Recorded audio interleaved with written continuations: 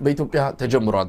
ከዚህ አንፃር እንግዲህ ሰፊ ቅስቀሳ ሲያደርጉ በጉዳዩ ላይ የተለያዩ ጽሁፎችን ሲያቀርቡ ከነበሩ ኢትዮጵያውያን ፖለቲከኞች አንዱ አቶ ልደቱ አያሌው የሚጠቀስ ነው። ልደቱ አያሌው በቅርቡም ሀገረ ከአውፒ በሚል ርዕስ ያወጣው ፖለቲካ ቀመስ ልቦለድ ላይ ይህንኑ ጉዳይ በሰፊው አንስቷል። እሱ ላይ መነሻ አድርገን በኢትዮጵያ እየተካሄደ ያለውን ህዝባዊ እምቢተኝነት በተመለከተ ልደቱ ምን ይላል የሚሉ ጥያቄዎችን ከተለያዩ የህብረተሰብ ክፍሎች መጥተውልናል። እነሱን መነሻ በማድረግ ልደቱን እንግዳ ያደረግንበት የዛሬውን ዝግጅት እንድትከታተሉ እንጋብዛለን። መልካም ቆይታ።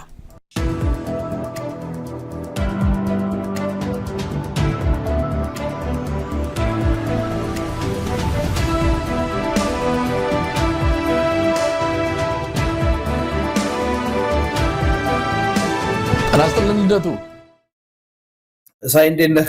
ስለ ግብዣ አመሰግናለሁ። በዚህ በህዝባዊ እምቢተኝነት ላይ የማይናወጥ አቋም፣ ቀጥ ያለ አቋም ይዘህ ለረጅም ጊዜ ቆይታል። ብዙዎች እኔን ጨምሮ የህዝባዊ እምቢተኝነት ኢትዮጵያ ውስጥ ሊሰራ አይችልም፣ በህዝብ ትግል በተለይ በመሳሪያ ትግል ነው ያገዛዝ ሊወድቅ የሚችለው የሚል አቋም ይዘን ቆይተናል። አሁንም ቢሆን በህዝብ ትግል በመሳሪያ ትግልም አዋጭ ነው ያም ያስኬዳል የሚለውን አቋም አልተውነውም። ነገር ግን ለዚህ ለህዝባዊ እምቢተኝነት እድል መሰጠት አለበት የሚለውን የእናንተን አቋም ብዙዎች ሲገፉት ነበረ። እናንተ አጠናከራችሁ ያዛችሁት። ከዛም ባለፈ መጽሐፍም ጻፍክበት፣ ብዙ የውይይት መድረኮችም እንዲፈጠሩ አድርጋል። ወደዛ እመጣለሁ ዝርዝሩን። ግን እንደው ምን ተሰማ? በተለያዩ የህብረተሰብ ክፍሎች ህዝባዊ እምቢተኝነት ተጀምሯል። እንደው ያዝ ለቀቅ ቢያደርግም ዋና መጀመሩ ነው። አንድ አካባቢ ይነሳል፣ ሌላ አካባቢ ይቆማል። እንደዚህ እያለ ግን ቀጥሏል። አሁን ደግሞ ዩኒቨርሲቲ ተማሪዎች ተቀላቅለውታል። እንደው አጠቃላይ እንደው ለመነሻ እንዲሆነን ምን ተሰማ? ህዝባዊ እምቢተኝነት ኢትዮጵያ መጀመሩን የሚገልጹ መረጃዎች እየበረከቱ ናቸው። እሺ፣ በቅድሚያ መሳይ ሰሞኑን በተከታታይ የምትሰራቸውን ፕሮግራሞች እየተከታተልኩ ነበርና አብዛኛውን ትኩረትህን ያደረግከው በህዝባዊ እምቢተኝነት ነውና ይሄ በጣም ይበጅ የሚባል ነው።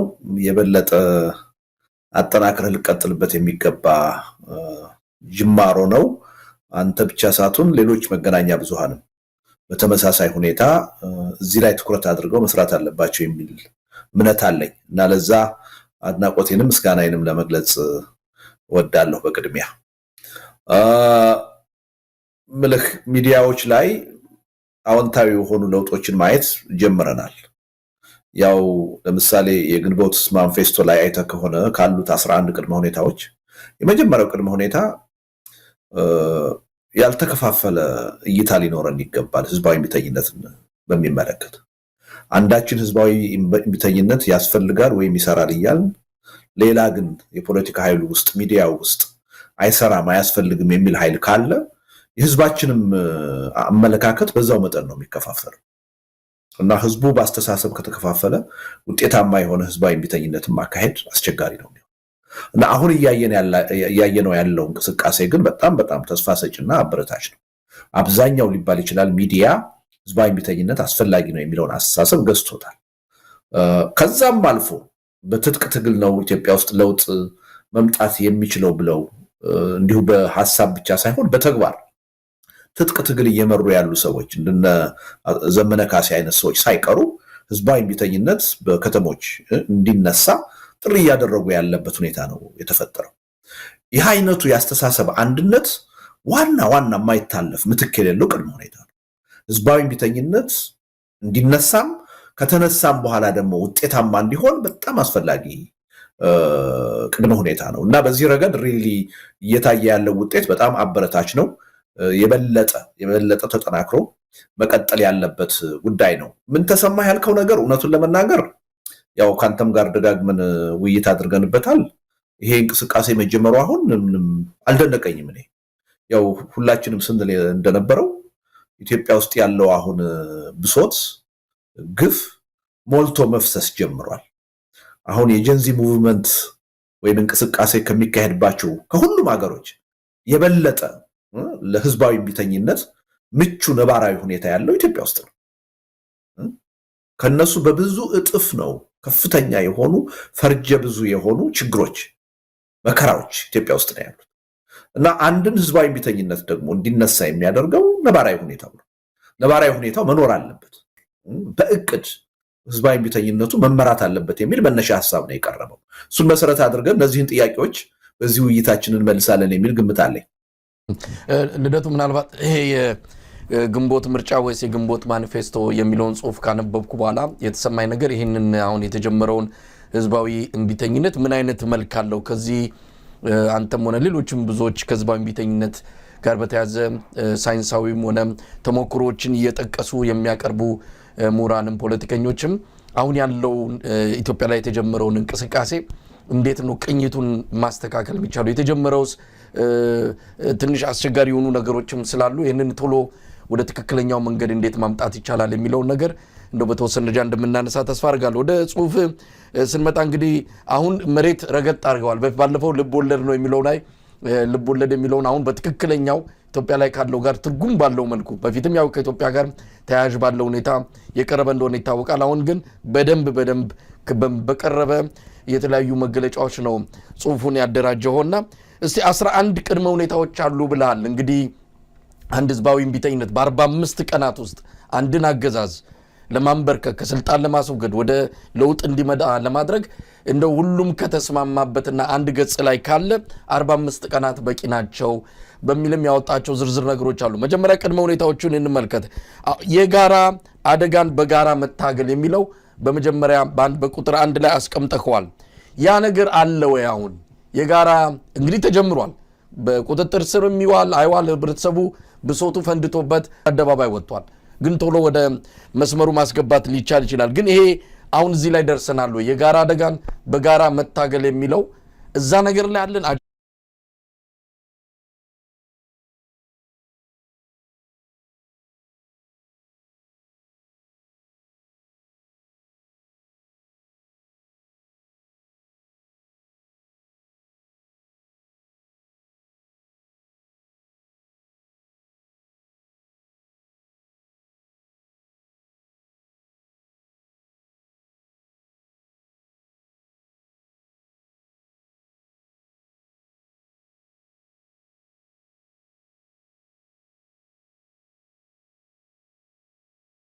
አጀንዳው አንድ ነው።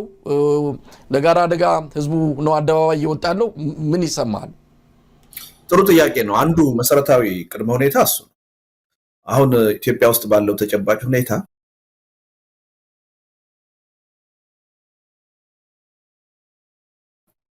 አገዛዙ እየፈጸመ ያለው በደል፣ በህዝቡ ላይ እየደረሰ ያለው ሰቆቃ አንዳችንን ከሌላችን የሚለይ አይደለም።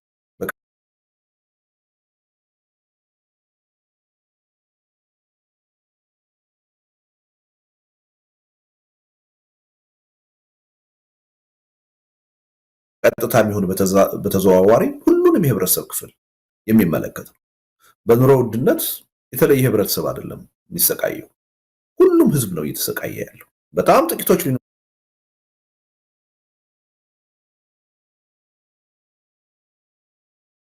ይችላሉ በሙስና በፖለቲካ ስልጣን ላይ ሆነው በጣም በድሎት በአውሮፓም በአሜሪካም የማናየው አይነት ህይወት የሚኖሩ ሰዎች ሊኖሩ ይችላሉ። ኢምንት ናቸው። አብዛኛው ህዝብ ያለማጋነን 99% የሚሆነው የኢትዮጵያ ህዝብ ግን መኖር በማያስችል የኑሮ ውድነት እየተሰቃየ ነው። በመልካም አስተዳደር እየተሰቃየ ነው። እያንዳንዱ ዜጋ በሰላም እጦት እየተሰቃየ ነው። በነፃነት ከቤቱ ወጥቶ ሰርቶ መግባት የማይችልበት ሁኔታ ነው ያለው። ከፍተኛ የሆነ ጦርነት ነው እየተካሄደ ያለው። የወደፊቱን ትውልድ ዕጣ ፈንታ የሚወስን አገሪቱን ከመኖር ወደ አለመኖር የሚቀይር ሊያፈራርስ የሚችል የበለጠ ዘር ጨራሽ የእርስ በርስ መተላለቅ የሚያስከትል ጦርነት ውስጥ ነው ያለን እና በኢትዮጵያ ተጨባጭ ሁኔታ አሁን ኢትዮጵያ ውስጥ ያለው ችግር እኔን አይመለከተኝም ሊል የሚችል ሰው የለም መሳይ። ስለዚህ የመጀመሪያው ግንዛቤ ውስጥ መግባት ያለበት የአንድ ህብረተሰብ ችግር አይደለም፣ የሁለት ህብረተሰብ ችግር አይደለም። ኢትዮጵያ ውስጥ አሁን ያለው ችግር የእያንዳንዳችን ችግር ነው፣ የሁሉም ህዝብ ችግር ነው፣ የጋራ ችግር ነው ብለን መተማመን አለብን። የጋራ ችግር ነው ብለን ስንተማመን የሚካሄደው ትግል የጋራ ይሆናል፣ የሚገኘውም ውጤት የጋራ ይሆናል። አሁን ለምሳሌ የተማሪዎቹን እንቅስቃሴ ወይም የመምህራኖቹን እንቅስቃሴ አይደለ አንድ ኢሹ ወይም ደግሞ አንድን ህብረተሰብ የሚመለከት ይዘው ነው የወጡት። የደሞዝ ጥያቄ አሁን የወጣ ይሄ 1 ዓመት ተማሪዎች ማገልገል አለባቸው የሚል ጥያቄ፣ የሐኪሞች ጥያቄ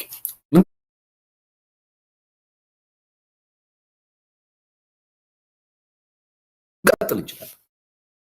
እዚህም እዛም በጣም ትንንሽ የሆኑ ኢሾች ናቸው እየተነሱ ያሉት። ይሄ የት ያደርሰናል የሚለውን ነገር በደንብ ቆም ብለን ማየት አለን።